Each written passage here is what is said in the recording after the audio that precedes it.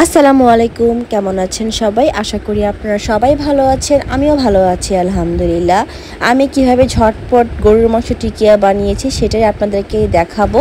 প্রথমে আমি বুটের ডালের সাথে পরিমাণ মতো গরুর মাংস নিয়ে এতে আমি আদা রসুন বাটা, হলুদের গুঁড়া, মরিচের গুঁড়া, ধনিয়া গুঁড়া, জিরা গুঁড়া, গরম মশলার গুঁড়া দিয়ে সিদ্ধ করে দেন ব্লেন্ডার করে নিয়েছিলাম। আর এখানে আমি পেঁয়াজ কুচি করে নিয়েছি, ধনিয়া পাতা, কাঁচামরিচ কেটে নিয়েছি, একটা ডিম আর নিয়েছিলাম হচ্ছে 2টা পাউরুটি ব্লেন্ড করে যে গুঁড়াটা হয় সেটা নিয়েছিলাম।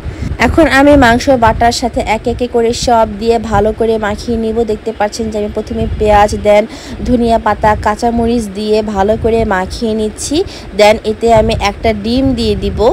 ডিম দিয়ে ভালো করে মাখিয়ে নেওয়ার পর আমি যে পাউরুটি গুঁড়ো করে রেখেছিলাম সেটা এখন পুরোটা অ্যাড করে ভালো করে মাখিয়ে নিব। দেন টিকিয়া শেপ করে নিব নিজের মন মতো করে। আপনারা চাইলে কিন্তু ডিপ ফ্রিজে সংরক্ষণ করে রাখতে পারেন। আমি ঠিক হালকা করে ভেজে দেন ঠান্ডা করে তারপর আমি একটা বক্সে করে ডিপে রেখে দিয়েছিলাম। 10 থেকে 15 দিনের মতো কিন্তু রেখে খেতে পারবেন। দেখতে পাচ্ছেন যে আমি একটা রুটি বক্সে করে একদম সাজিয়ে ঠান্ডা করে দেন আমি যখন খিদে লাগে তখন কিন্তু আপনারা ফ্রিজ থেকে সহজে বের করে কিন্তু ভেজে খেয়ে নিতে পারেন, পরোটার সাথে বা ভাতের সাথে বা পোলাওয়ের সাথে আপনাদের ইচ্ছে মতো। তো দেখেন পুরো পারফেক্ট হয়েছে একদম। টিকিয়াগুলো খেতেও কিন্তু অনেকই মজা হয়েছিল। তারপর আমি নিজেদের জন্য কয়েকটা টিকিয়া ভেজে নিয়েছিলাম।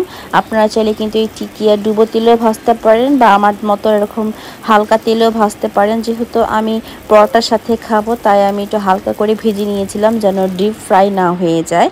দেখেন কতটা সুন্দর হয়েছে। আপনারা কিন্তু আমার মতো এরকম ঝটপট টিকিয়া বানিয়ে ফেলতে পারবেন। আমার রেসিপিগুলো আপনাদের কাছে কেমন লাগে, যদি ভালো লেগে থাকে লাইক, কমেন্ট, শেয়ার করতে ভুলবেন না।